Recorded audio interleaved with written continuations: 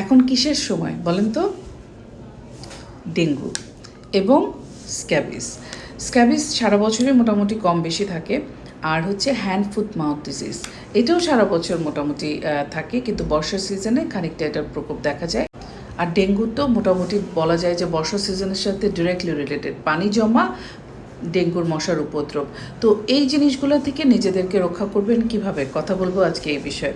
Scabies বা যে কোনো ধরনের চর্মরোগ প্রথমে শুরু হয় হচ্ছে চুলকনি দিয়ে। বিশেষ করে বাচ্চারা যারা মাঠে খেলতে যাচ্ছে বা একটা টিমের মধ্যে খেলছে, সেই টিমেই হয়তো কেউ একজন অ্যাফেক্টেড আছে, সেই অ্যাফেক্টেড পার্সনটা থেকে তার কাছে ছড়াচ্ছে। শুরু হয় আঙ্গুলের এই ফাঁকাগুলো দিয়ে, এখানে চুলকনি উঠে তারপরে চামড়া উঠে যায়, তারপরে এগুলো র্যাশে পরিণত হয়। কোনো কোনো ক্ষেত্রে ইনফেকশন হয়, কোনো কোনো ক্ষেত্রে ইনফেকশন ছাড়াই এটা কিন্তু দেখা দেয়।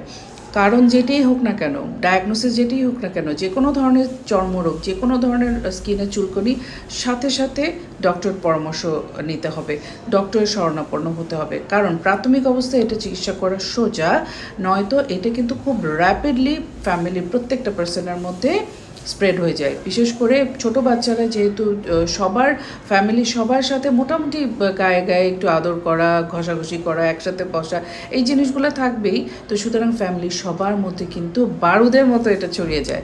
তো সেই জন্য প্রাথমিক অবস্থায় এটা আইডেন্টিফাই করা এবং সাথে সাথে চিকিৎসার আওতায় আনাটা খুবই জরুরি, মনে থাকবে।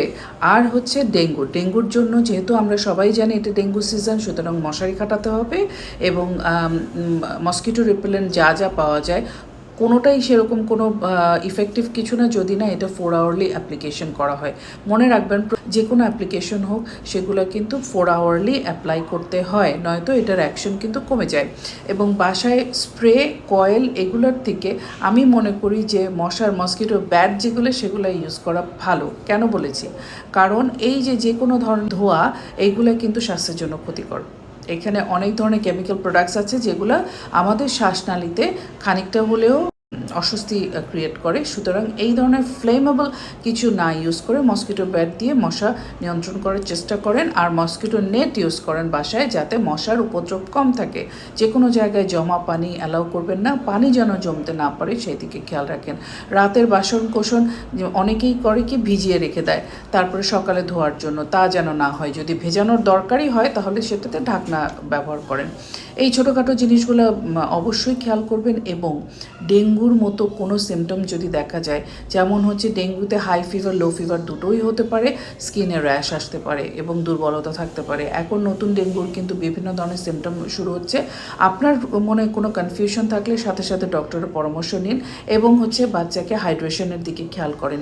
নিয়মিত 2 থেকে 2.5 লিটার পানি এবং প্রস্রাবের কালার পরিষ্কার, এই যদি আপনারা মেনটেন করতে পারবেন, দেখবেন যে অনেক রোগবালাই থেকে কিন্তু সবাইকে রক্ষা করা সম্ভব।